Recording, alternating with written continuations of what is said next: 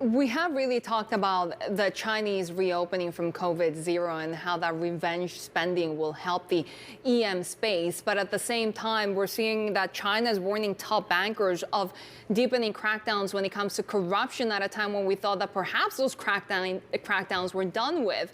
So how much more room do we have for upside in Chinese markets?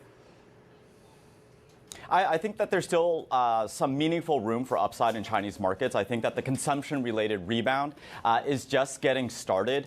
It might take a little while, more of a kind of a U-shaped recovery. I think the initial pent-up demand, that's already played out. But I think that households are sitting on a pile of cash and savings, and they'll look to draw that down. Regarding some of the regulatory issues on the banking sector, I'm not thoroughly surprised that this is happening, given so much monetary stimulus really flowed through the banking system during the pandemic, and I think that probably caused some problems in the banking industry that the government is looking to work out.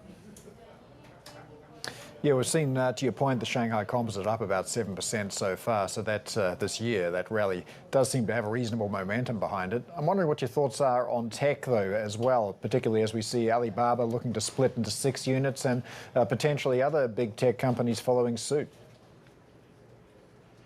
Well, I think that split up makes sense from a corporate and structural component that the company is able to better tackle some of the regulatory risks among their different lines of business. I wouldn't say that the technology industry is completely out of the regulatory woods yet, but it's very clear that the government has laid a pathway. And I think that some of the recent announced measures, such as Jack Ma returning to China, I think that these are positive signs.